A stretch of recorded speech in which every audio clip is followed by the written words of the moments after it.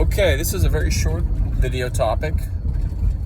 Basically, I'm going to be talking about what the most important thing you can do to increase your overall attractiveness as a guy. And really, this is actually kind of applicable to women, but in this topic, it's a little bit more niche towards men. Okay? So the question, I think, is, well, what is it? If you read the video title, I guess it's kind of obvious. It's to lose fat. This is something that I think should take precedence for virtually every single guy. Even guys who are already at a pretty decent, comparatively, BMI towards the population of America. Now, your question might be, well, why is it so important to lose fat? I mean, I've always got more time to lose fat, right? That's what you think. You think I need to build muscle. Building muscle is absolutely important. It is. And frankly, I would not say that it's necessarily more important than losing fat, in the strictest comparative sense. However, don't get it twisted. You will have a much easier time building muscle if you lose all of your excess adipose tissue. You will. And the reason is because even having love handles, look this up, go ahead and do some pure research, okay? Even just having love handles causes you and your body to have a whole shitload of androgen receptors that basically disrupt your testosterone, right? And if your body will disrupt your own testosterone production and disrupts your body's ability to utilize testosterone, that disrupts your ability to build muscle, okay? And you're gonna see the negative side effects of that over the course of 10 years, right? So if you have too much fat on your body for 10 years and you're in the gym every day building muscle versus you lost all the excess fat first and then you started to build muscle, or really you just focused on losing fat as you were going to the gym, which I think is the best thing to do personally, but you focused on losing all that excess fat as you're doing whatever you're doing throughout your day-to-day routine. That allows your body to have a regular and a healthy hormone function, okay? And listen, that is by far one of the most foundational things that you can do for yourself as a man, period. Because if your hormones are thrown out of loop and your testosterone is not where it is supposed to be on the day-to-day basis, that is going to affect everything in your life, not just building muscle, okay? Also, let's be frank, a guy who has love handles is not attractive. There is a reason the human species calls the lumps around your sides love handles, because it's not a mean term. Okay, it's meant to distract you from the fact that it's metabolically gross.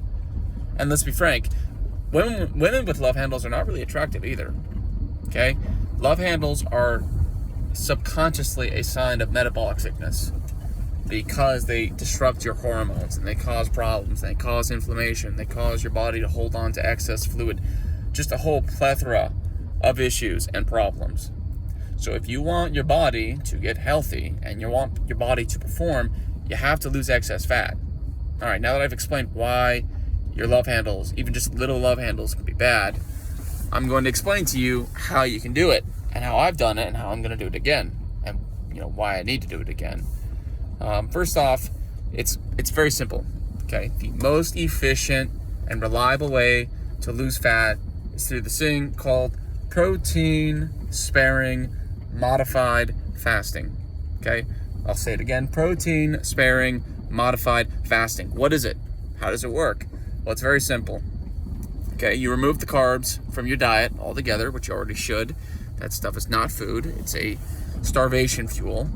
Okay, the body, literally every single time you eat an exorbitant amount of carbohydrates, your body will raise insulin and your body will stop burning fat for hours out of your whole day. Even just one meal with carbohydrates can warp your ability to oxidize fat. But once you've gotten your carbohydrate, down to less than 10 carbs a day, the next thing you need to be doing is you need to actually, and this is if you have a lot of excess fat, you need to adjust this dependent upon how much fat you have to lose. Me, I could fast for 30 days and lose 20 pounds of pure fat safely, right? So it might be different for me versus somebody who's 100 pounds overweight. Me, I'm maybe 30 pounds overweight. If we're speaking in the strictest sense of how much fat tissue I have and I need to lose, right? But back to protein sparing, modified fasting, right?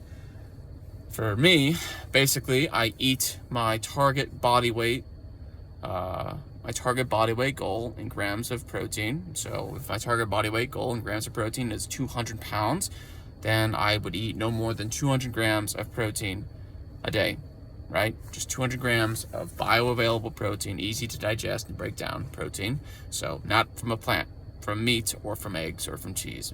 Cheese might be problematic for some, but it's better than plants. And then for fat, you need some fat for your hormones. Okay, you do.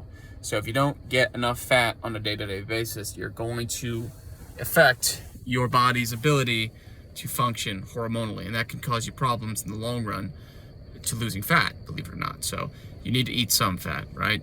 So if you're eating at least 20 to 30 grams of fat a day, that can be sufficient, right, to sustain yourself from a hormonal perspective. But if you don't have access to food that's low in fat, you know, you can ramp it up to 50 grams or 70 grams, even 70 grams of fat. In fact, a lot of people who start carnivore will eat lots of, they'll just eat steaks, and by accident, they'll be eating steaks that are very low in fat, and they'll be consuming less than 100 grams of fat a day. And that's why they see so much rapid fat loss in their body, right? Because they're basically on accident doing a protein sparing modified fast on accident. As a matter of fact, I did that myself. I didn't even realize it. And that's why I was having a hard time losing the weight. And for context, I'm 20 days into the carnivore diet now, clean. I'm not eating any sugar, any carbs. The dirtiest thing I've eaten has been cheese sticks and beef jerky, and only like the beef jerkies that are very low in carbs. Like I always look at the nutrient content at this point, but not to talk too long. If you go ahead and you adopt a protein sparing modified fast diet or way of eating, your body is going to stimulate and simulate being in a fast, but with very few of the actual downsides. Your body won't lose protein, it won't lose tissue in your gut, it won't lose any tissue in your organs, your skeleton, your bones will still stay nice and strong, your connective tissue will still be nice and strong. Basically, your body will get all the protein that it needs to function, and it'll just start to oxidize your existing fat, and it'll oxidize the most deadly fat stores built up in your body. So it'll start with the fat around your organs, it'll start with the fat around your heart, it'll start with the fat in the problem areas, the most problematic areas, and then it'll start to work towards the exterior portions of fat, like your love handles, or the fat in your legs, or even if you've been fat for a long time, you might actually have human marbling, believe it or not, and the body will get rid of that fat as well. So yeah, if you go ahead and you adopt this way of eating, you will literally see fat loss in 2 weeks. Literally in 2 fucking weeks, you will see fat loss. And that's because I've done it, and I've seen fat loss in literally 2 weeks, right? Obviously, the less fat you eat, I would not eat less than 20 grams of fat a day. You still want enough fat to function, hormonally speaking.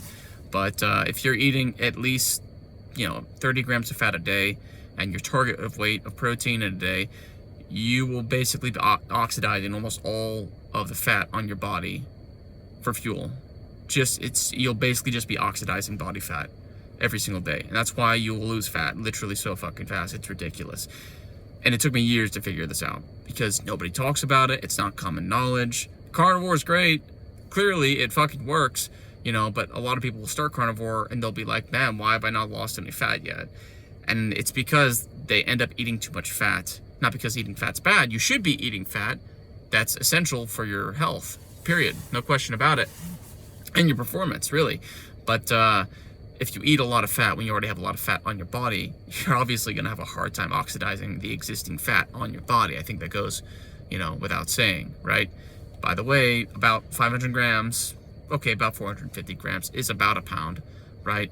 So if you want to lose 450 grams of body fat a week, and you are eating over 100 grams of fat a day, you do the math, right? It's going to take a lot longer than a week for you to burn a fat, or to burn a pound of body fat, metabolically speaking. It's all math when you get down to it, right? But not to make the video too long, I might make another one to explain a little bit more in depth about why protein sparing modified fasts are by far the most effective way to lose fat, and the most stable way to do so as well.